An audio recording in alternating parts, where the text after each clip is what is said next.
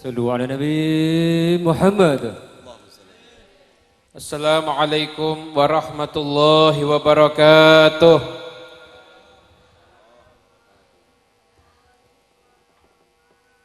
Bismillah. Innal hamdalillah nahmaduhu wa nasta'inuhu wa nastaghfiruh. Wa na'udzu billahi min syururi anfusina wasayyiati a'malina may yahdihillahu fala mudilla lahu wa may yudlil fala hadiyalah. Allahumma salli wa sallim ala sayyidina Muhammadin miftahi babi rahmatillah adada ma fi ilmillah salatan wa salaman daimaini bidawami mulkillah wa ala alihi wa sahbihi amma ba'du. Yang saya hormati, yang saya muliakan guru kita Al-Habib Nabil bin Fuad Al-Musawa, yang kami hormati, yang kami muliakan Al-Habib Alwi bin Yahya, Habib Salim bin Cindan, Habib Habsyi, Habib Abdurrahman Al-Atos, dan sedaya para rama kiai ingkang rawuh ing dalu menika, khususipun Rama Kiai Simbah Umar Syahid, Ibu Nyai Ahmad Hambali sekeluarga, dan semua pejabat pemerintahan yang hadir, Bapak Wakil Bupati, Bapak Ramil, Bapak Kapolres, Kapolsek, Bapak Camat, Bapak Lurah, dan semua panitia Haul Akbar Al-Habib Mundir bin Fuad Al-Musawa, dan Kiai Imam Hambali, para hadirin, para rawuh ingkang kula hormati, mugi-mugi kita sedaya angsal pinaringan barokah lan rahmatipun Gusti Allah Subhanahu wa taala. Insyaallah rawuh kita ing dalu menika ditadosaken satu tanda pecinta Nabi Muhammad sallallahu alaihi wasallam. Amin Allahumma. Hadirin para rawuh ingkang kula hormati, saya menyampaikan permohonan maaf dari Al-Habib Nabil Al-Musawa. Beliau tidak bisa hadir bersama kita di malam hari ini karena dalam keadaan sakit setelah operasi dan tidak boleh pergi jauh dari Jakarta sama dokter. Kemudian juga Simbah Ki Haji Umar Syahid ada sudah di dekat kita, cuma transit di rumahnya Mas Bardi, tidak bisa ikut ke sini karena kondisi cuaca. Beliau jalannya kan sudah nyun ngapunten nggih, sampun sepuh. Maka insya Allah walaupun beliau enggak duduk bareng sama kita di tempat ini, kita sedaya tetap angsal barokahipun insya Allah. Tadi sampai lupa sahabat saya, akhina fillah walillah yang saya hormati, yang saya muliakan, Mas Bardi yang penuh semangat. Beliau yang punya gagasan membuat Hall Akbar Habib Mundir, juga dengan gagasan beliau yang ngasih sebutan daerah sini menjadi kampung solawat.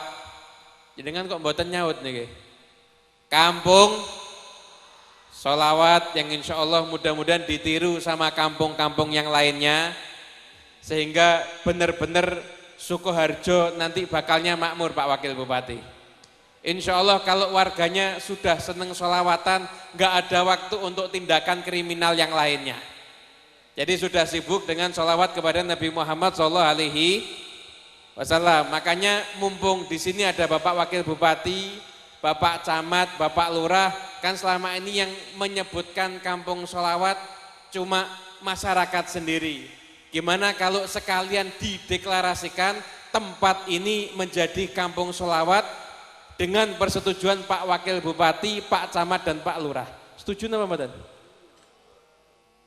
Jenengan sanes Bupati, jangan jawab.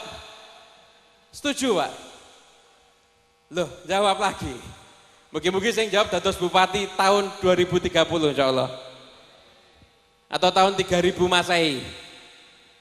Hadirin para ingkang kula hormati, alhamdulillah langsung mawon karena penceramahnya banyak malam hari ini. Insya Allah jenengan langkung dalu langkung barokah insyaallah. Jenengan lak yakin toh Habib Mundir niku waline Gusti Allah, Kiai Imam Hambali niku waline Gusti Allah, jenengan rawuh teng mriki, jenengan niati, jenengan tabarrukan, jenengan sowan, insya Allah semakin lama duduk semakin barokah. Amin Allahumma amin. Mugi-mugi sing ngamini banter kula dongake utange lunas. Berarti perekonomian juga perlu dimakmurkan iki. Kathah sing duwe utang soalnya. Tapi setidaknya jenengan nek selawatan lah utangi lali nggih. Nggih, sing penting aja ndongake sing ngutangi mati. Karena ahli waris tetap meminta jenengan untuk bayar utang. Hadirin para ingkang kula hormati, ndek wau diwaosaken manakib Habib Mundir dan juga manakib Kiai Haji Imam Hambali. Kalau yang manakib tadi jenengan tiru boleh. Tapi kalau pagar nusa tadi jangan jenengan tiru. Karena kalau jenengan semuanya niru tadi pagar nusa, berarti tahun depan hallnya tambah sepi. Banyak yang berangkat nanti takutnya. Yang manakib-manakib tadi, perjuangan hidup orang yang soleh, niku jenengan tiru. Habib Mundir mendapatkan kedudukan yang mulia. Bukan hanya di sisi Allah, tapi Allah juga menunjukkan kedudukan mulia tersebut. Allah menjadikan banyak kaum muslimin yang cinta kepada beliau, menghadiri majelis beliau, sampai yang ada di tempat ini. Habib Mundir nggak pernah ke sini, tapi jenengan datang ke sini ngerawihi hallnya. Ini kira tanda kalau beliau niku waline Gusti Allah, dijadikan orang yang ada di buah lok ini semuanya itu akan cinta dengan orang-orang yang dicintai oleh Allah Subhanahu wa Ta'ala. Tapi nggak ngoten niku, semuanya itu tidak didapat dengan gratis. Semuanya itu harus berjuang, semuanya itu harus beramal, semuanya itu harus berusaha. Kita tadi yang kita kholi niki ulama-ulama yang insya Allah punya ciri khas. Kalau Habib Mundir niku terkenal ciri khasnya mahabbatun Nabi, ngajak orang untuk cinta kepada Nabi Muhammad SAW. Kalau almarhum Kiai Imam Hambali itu terkenal ciri khasnya ngajak orang untuk cinta dengan Al-Quran.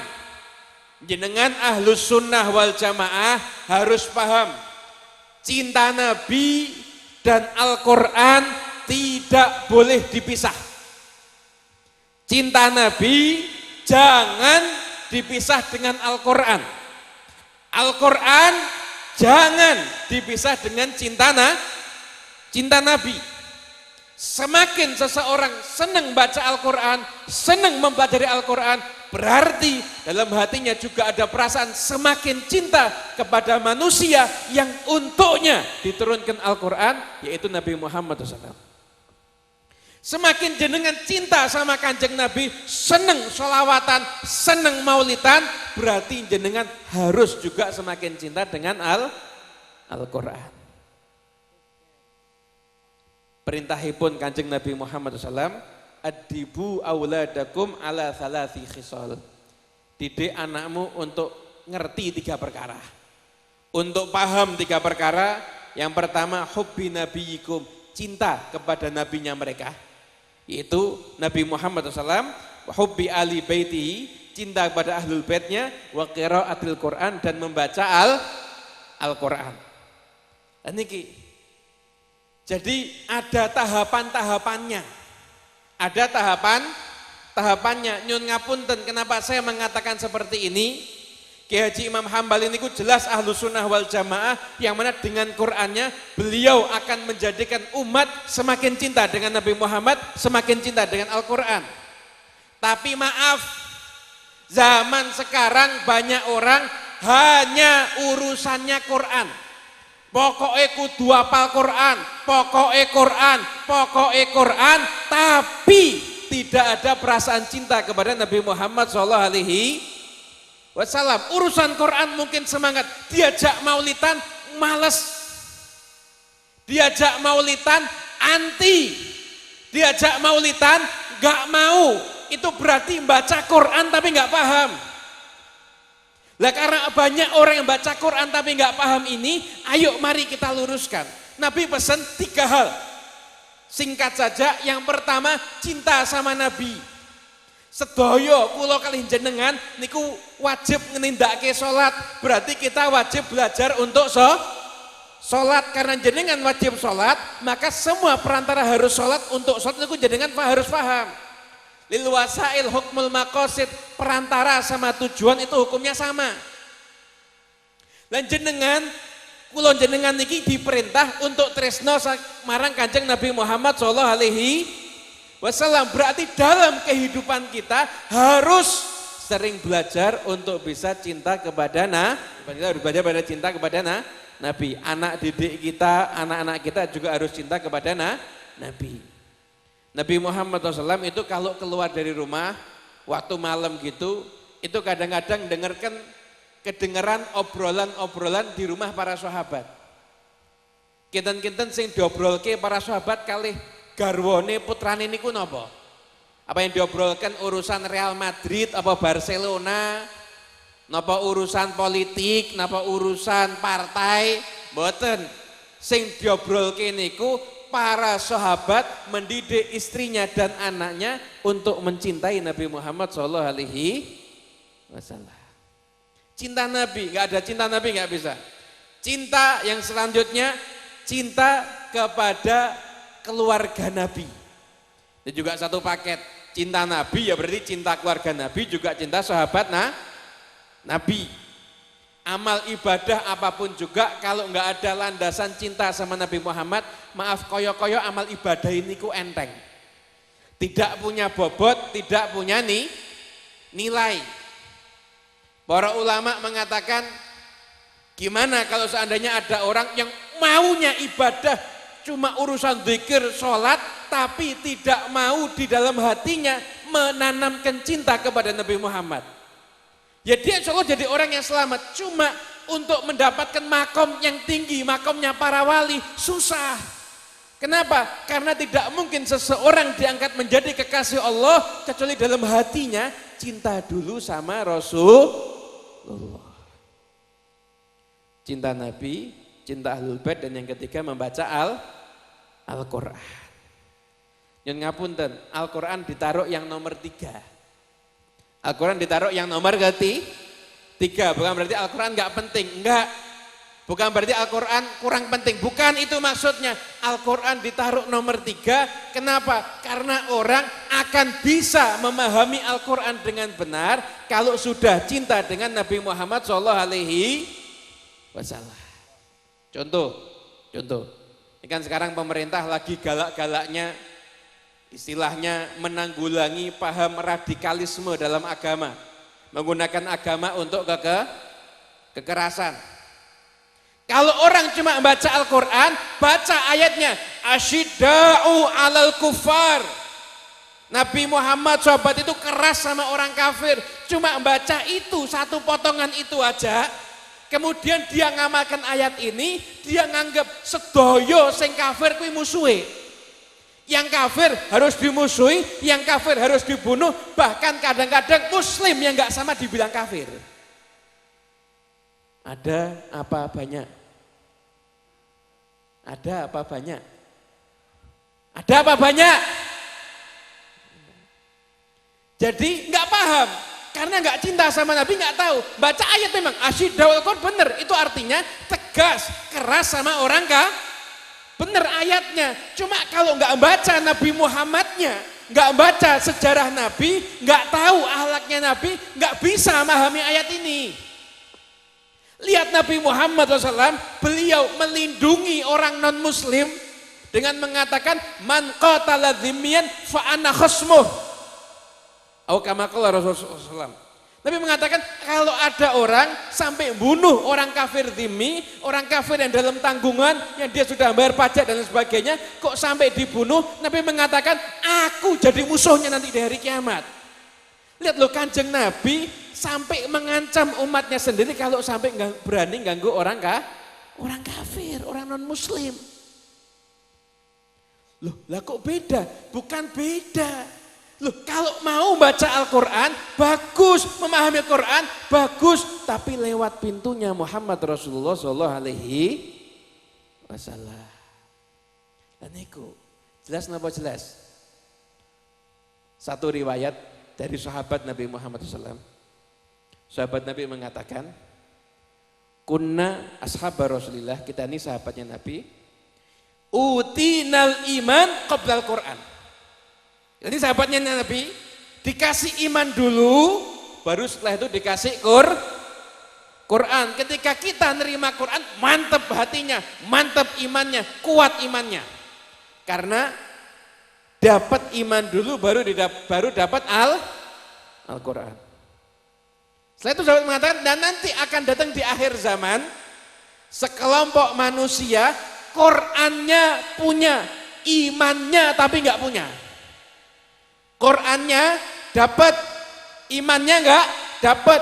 Memang ahli Quran, tapi di dalam dia ahli Quran, dia seakan-akan mengatakan, kilo aku yang paling alim, yang lebih alim daripada aku siapa?